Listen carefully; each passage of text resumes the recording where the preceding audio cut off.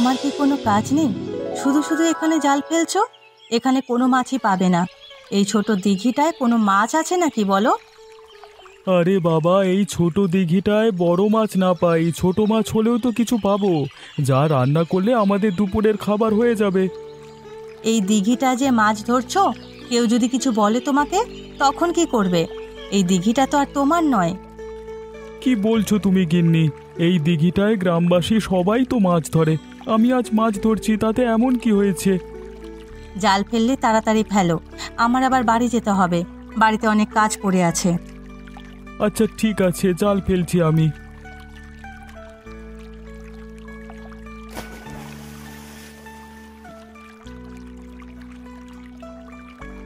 দেখেছো গিন্নি, জালে কত বড় একটি কাতলা মাছ উঠে এসেছে। এ তো দেখছি বিশাল বড় কাতলা মাছ। পুরো গ্রামকে ভাগ করে খাওয়ালেও এটা কমবে না। তবে এই কাতলা মাছের খবর পেলে গ্রামে নাকি তুলকালাম কাণ্ড ঘটবে। আরে গিন্নি, তুমি এখন এত কথা বলো না, তাড়াতাড়ি কাতলা মাছ নিয়ে বাড়িতে চলো। এ কি দাদা, তুমি এত বড় মাছ কোত্থেকে পেলে? আমি আজ পর্যন্ত এত বড় মাছ কোনোদিন দেখিনি। আরে আমাদের গ্রামে যে ছোট দিঘিটা আছে না, সেখানেই জাল ফেলেছিলাম। হঠাৎ অনুভব করলাম জালে অনেক ওজনের কিছু একটা বেঁধেছে, তা জাল তুলতেই দেখি বিশাল বড় কাতলা মাছ। তুমি কি বলছো দাদা?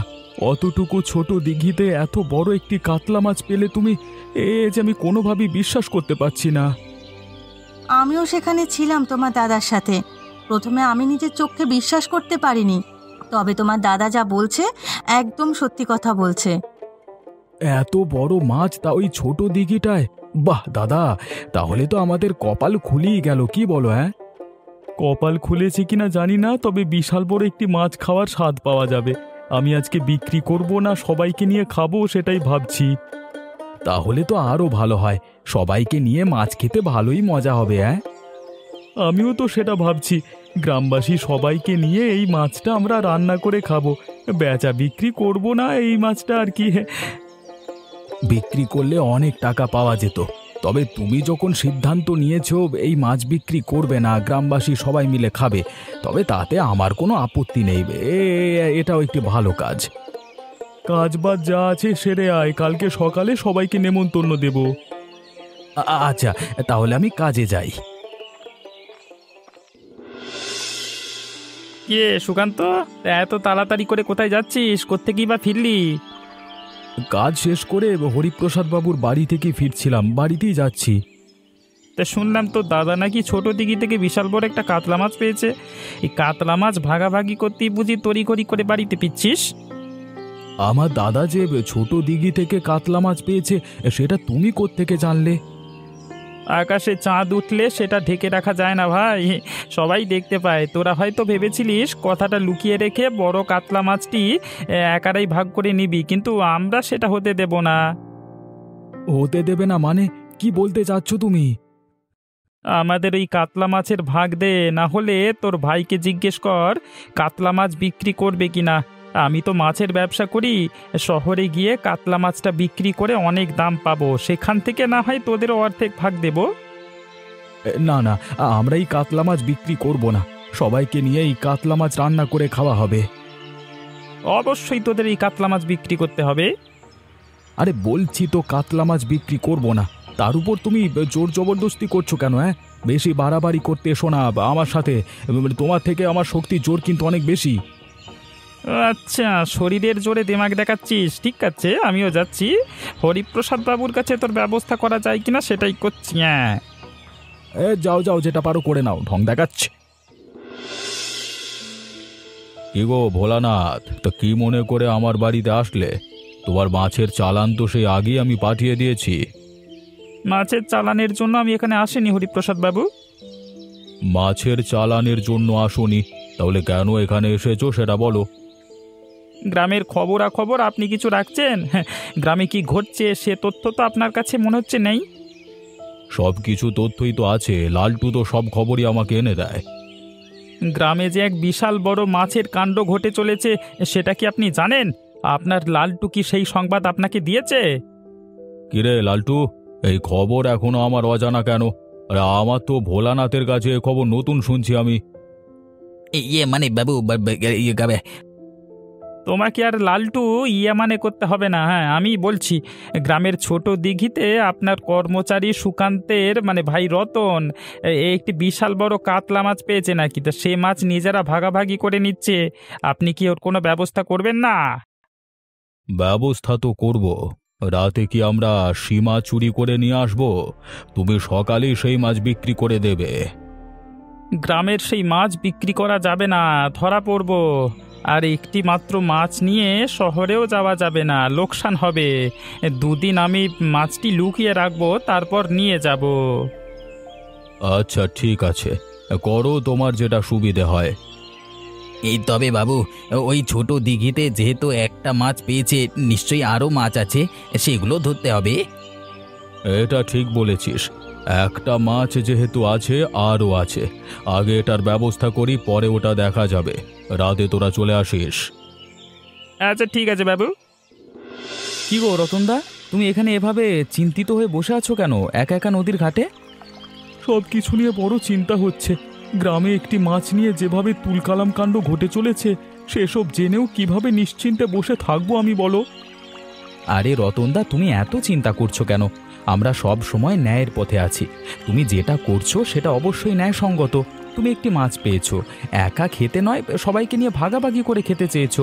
তা দুষ্ট লোকেরা যতই তোমার পেছু লাগুক না কেন, তোমার কোনো ক্ষতি করতে পারবে না। হ্যাঁ, আমরা সব সময় তোমার পাশে আছি, বুঝলে? হ্যাঁ দাদা, অমিত যা বলছে একদম সত্যি কথাই বলছে। আমরা ন্যায়ের পক্ষের লোক, অন্যায়ের বিরুদ্ধে। তুমি যেহেতু ন্যায়ের পক্ষে আছো, গ্রামবাসী সবাই ন্যায়ের পক্ষে থাকবে। তুমি শুধু শুধু ওই খারাপ লোকেদের কথা ভেবে চিন্তিত হও না। সাধারণ কোনো লোক থাকলে তাতে আমি চিন্তিত হতাম না, কিন্তু ওনাদের তো অনেক ক্ষমতা। একজন গ্রামের মোড়ল আর অন্যজন হলো গিয়ে ধর্নাঢ্য মাছ ব্যবসায়ী। কিভাবে তাদের সাথে পেরে উঠবো সেটা নিয়েই ভাবছি। আমি তো বললাম দাদা, আমরা তোমার সাথে আছি। যত বড় লোক আসুক না কেন, তোমাকে ছেড়ে পিছু পা হব না। তুমি এসব নিয়ে কোনো চিন্তা করো না, সব কিছু দায়িত্ব আমাদের। তোমাদের কথায় কিছুটা হলেও আশ্বস্ত হলাম। তাহলে আর এখানে বসে থেকো না, যাও বাড়িতে যাও। আচ্ছা ঠিক আছে। এই রতন, এই সারা রাত ধরে মাছ খেয়ে পেট ফুলিয়ে এখন ঘুমিয়ে আছিস? ওরে তাড়াতাড়ি বের হয়ে আয় বলছি, উল্লুক। কি হয়েছে?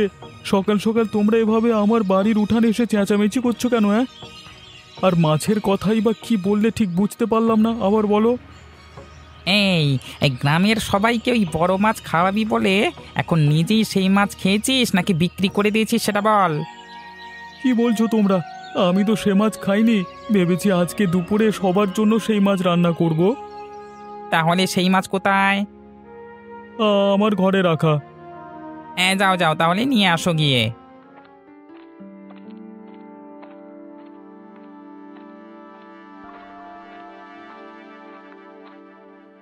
কে রতন, মাছ কোথায়?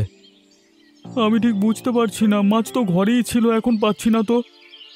এই তোমরা সবাই দেখো তো, বড় মাছ খেয়ে মাছের মাথা এখানে ফেলে রেখেছে নাকি? বিশ্বাস করো তোমরা, আমি আর কিছুই জানি না। তোমাকে আর বিশ্বাস করবো আমরা?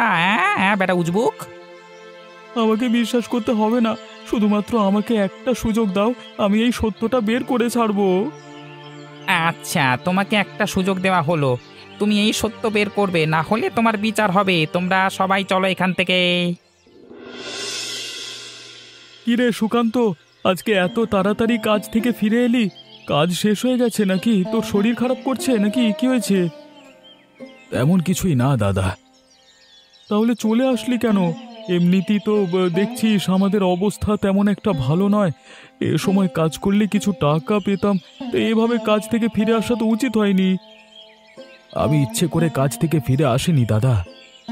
তাহলে কি হয়েছে? কেন ফিরে এসেছিস? হরিপ্রসাদ বাবু আমাকে কাজ থেকে বিদায় করে দিয়েছেন।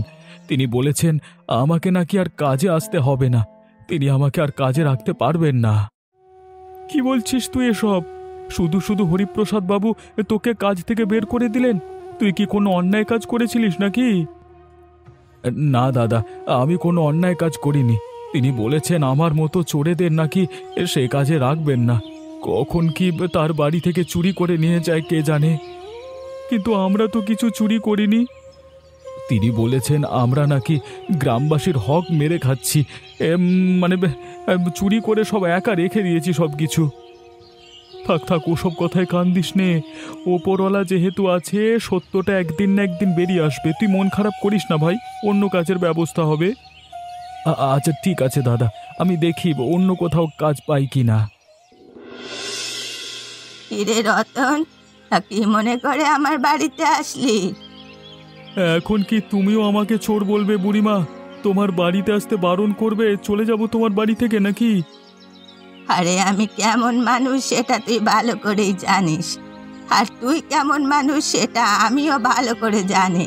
তুই যে কোনো মাছ চুরি করে খাসনি বা বিক্রি করিসনি সেটা আমি ভালোভাবেই জানি। কেন এসেছিস সেটাই জানতে চাচ্ছি। বুড়িমা, তুমি তো আমাকে সবসময় সাহায্য করো, এবারও তুমি আমাকে একটু সাহায্য করো না গো। তুমি আমাকে একটু সাহায্য করলে সত্যটা উন্মোচন করতে পারবো আমি। আমি কি সাহায্য করতে পারি তুই বল? আমি সব রকম সাহায্য করতে প্রস্তুত। তুমি জানো আমি তো একটি বড় বিপদে পড়েছি। এই বিপদ থেকে আমাকে বাঁচার একটি উপায় বলে দাও, কিভাবে আমি সত্যটা বের করে নিয়ে আসতে পারি সবার সামনে। তুই একটা কাজ করতে পারিস। কি কাজ করতে পারি বলো বুড়িমা? যারা তোর বাড়ি থেকে মাছ চুরি করেছে এবং তোর নামে বদনাম ছড়িয়েছে, তারা নিশ্চয়ই জানে তুই ওই ছোট দিঘি থেকে এই বড় মাছটা পেয়েছিস। আমার মতে তারা অবশ্য সেই দিঘিতে মাছ ধরার লোভে আবারও যাবে।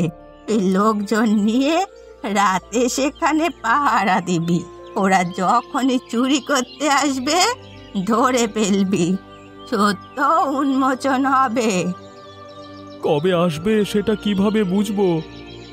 কবে আসবে বা আসবে কিনা সেটা আমি জানি না। আমি তোকে একটা বুদ্ধি দিলাম মাত্র। কিছুদিন পাহারা দিয়ে দেখ, কাজে লাগতে পারে। তোমাকে ধন্যবাদ বুড়িমা, আমি তাহলে গেলাম। সবাইকে ব্যাপারটা জানাতে হবে। হরিপ্রসাদ বাবুর আর খেয়ে দিয়ে কোনো কাজ নেই। ভোলানাথকে নিয়ে কি কাজে যে গেছে কে জানে। আমাকে নিয়ে যাবে না, আমাকে পাঠিয়েছে মানে ওই চুরি করবার জন্য মাছ। তিনি গিয়েছিলেন ভোলানাথকে নিয়ে। হ্যাঁ, এখন আমি একা কিভাবে যে কি করি ভয় লাগছে। দূর কলা, যাই হোক গিয়ে জাল ফেলি।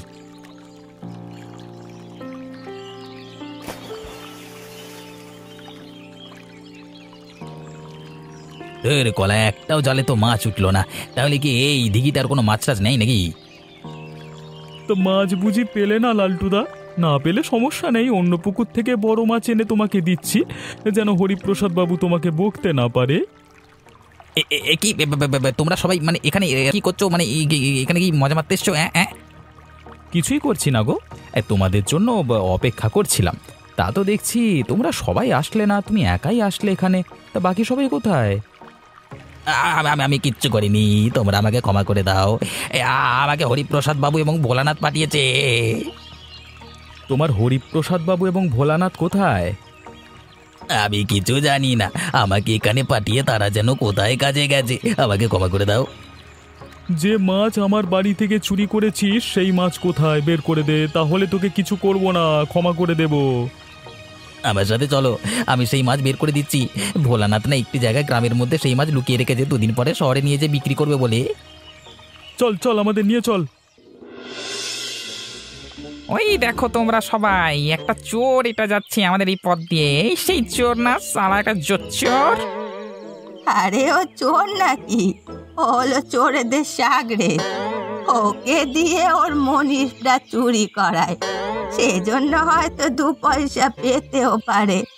আবার মাঝে মাঝে না পেয়ে লাথি উষ্টা খায়। তোমরা এইভাবে আমাকে অপমান করো না গো। ওগো, আমাকে নিয়ে হাসি ঠাট্টা করো না, খেসা মেরো না। আমি তো তোমাদের সবার কাছে ক্ষমা চেয়েছি। আমি তো পয়সার জন্য ওদের সাথে কাজ করি। পেটের দায়ে সংসার চালাতে এসব করতে হয়। আমাকে না হলে মানে কোনো এক সময় এসব খারাপ কাজের সাথে মানে কোনোদিন জড়িত হতাম না আমি।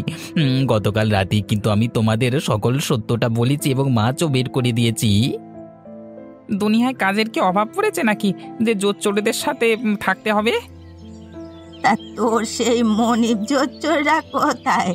তাদের কি কোনো দেখা পেলি? না না, আমি সেখানেই গিয়েছিলাম, তাদের কোনো দেখা পাইনি। তাদের যদি কোনো দেখা পাই তাহলে তোমাদের কাছে বলবো।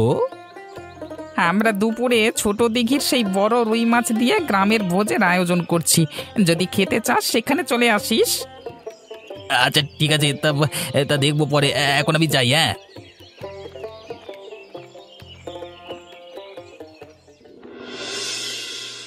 তোমার কোনো তুলনা হয় না রতনদা। হ্যাঁ মালু দিদি, তোমাকেও বলছি, তোমার হাতের যা রান্না, আমার সাত পুরুষে এমন রান্না কেউ খেয়েছে নাকি কে জানে। মাছটা তো অনেক বড়, ভালোই তেল হয়েছে, সেজন্যই হয়তো এত স্বাদ লাগছে। তা তো আমি বলতে পারি না, তবে এই মাছ রান্না আমার কাছে মানে অমৃত লাগছে, খাসির মাংসের চেয়েও ভালো। খাসির মাংসের সাথে তুলনা দিলেও হবে না, মনে হচ্ছে তার থেকেও বেশি।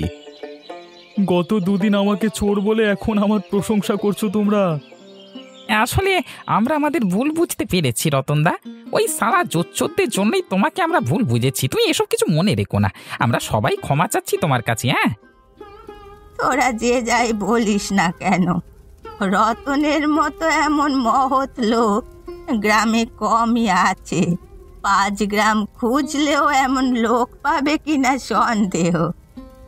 তা তুমি ঠিকই বলেছো বুড়িমা, রতনদা চাইলে এই মাছ একা খেতে পারত, আবার চাইলে বিক্রি করে সব টাকা নিজে নিতে পারত, কিন্তু তিনি তা করেননি। উল্টে আমাদের সবাইকে সেই মাছ খাওয়াচ্ছে। আমরা এতটাই নির্বোধ, সেই মাছের জন্যই মানুষের কথার জোরে তাকে চোর ভাবছিলাম। যদি এই মাছ তিনি আমাদের না খাওয়াতেন তাহলে তো আমরা তাকে চোর বলার অধিকার রাখি না। তুই একদম ঠিক বলেছিস।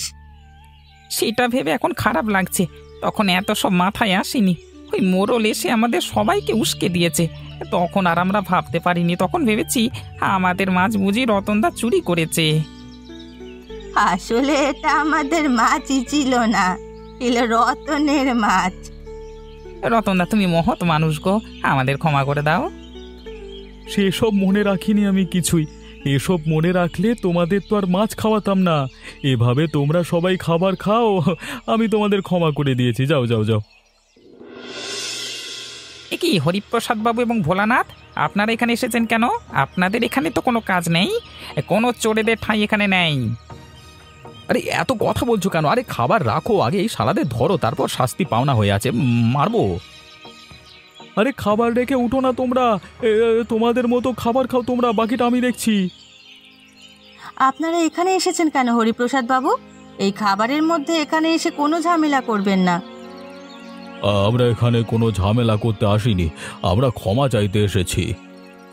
গ্রামবাসী কেউই আপনাদের কোনো রকমভাবে ক্ষমা করবে না। খাবারের মধ্যে কোনো ঝামেলা করবেন না। খাবার শেষ হোক, তারপর আপনাদের জন্য শাস্তি অপেক্ষা করছে। খাবার শেষের অপেক্ষা করুন, তারপর আপনাদের কি শাস্তি হয় সেটা দেখবেন। হরিপ্রসাদ বাবু, এটা তো আমাদের শাস্তি দিতে যাচ্ছে। এখানে আর এক মুহূর্ত থাকা ঠিক হবে না। চলুন চলুন, এখান থেকে ভেগে পড়ি, চলুন। বলা না, তুমি একদম সঠিক কথা বলেছ। এখানের অবস্থা তেমন একটা ভালো না। আমার শেষ হলে কখন এরা আমাদের উপর হামলে পড়ে বলা যায় না। চলো চলো, এখান থেকে চলো। ওই দেখ দেখ, সবাই জোচ্চোরটা পালিয়ে গেল রে, ওরে ধরতে হবে রে, পালাতে দেওয়া যাবে না মালগুলোকে। তোমরা খাবার খাও, তোমরা খাবার খাও, খাবার খাওয়া শেষ করো। ওরা আর পালিয়ে যাবে কোথায়? পাপের শাস্তি অবশ্যই ওনাদের ভোগ করতেই হবে। হ্যাঁ বাবু, আপনি এত দেরি করে আসলেন কেন? এত দেরি করলে হবে? গ্রামবাসী এইদিকে সব ছুটে আসছে, সেটা তো বলা যায় না কখন।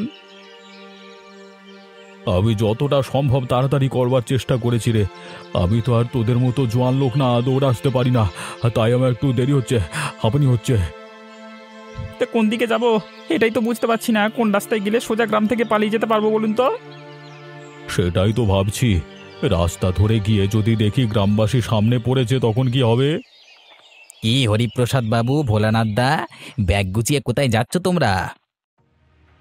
কিরে লালটু, তুই এখনো যাসনি গ্রাম ছেড়ে? হ্যাঁ, তাড়াতাড়ি আমাদের সাথে চল, ওরা এসে তোকে আলু ভর্তা করে দেবে। সমস্যা নেই, আমার গ্রাম ছেড়ে আপনাদের মতো মানে কাপুরুষদের মতো পালাতে হবে না। হ্যাঁ, তোরা এত বড় মুখ হয়েছে, আমাদের কাপুরুষ বললি?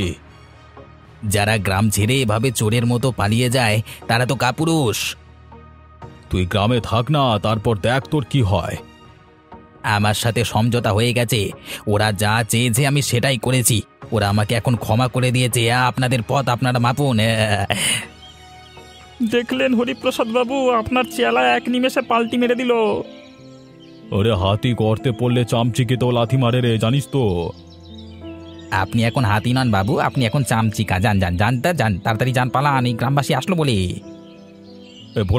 ভোলানাথ চলো ভাই, 1 মিনিট এখানে দেরি করা যাবে না ভাই, চলো চলো চলো, উদুম মারবে না হলে এসে, চলো তাড়াতাড়ি চলো তাড়াতাড়ি চলো তাড়াতাড়ি। এমনই মজার মজার গল্প দেখতে আমাদের চ্যানেলটিকে সাবস্ক্রাইব করতে ভুলবেন না।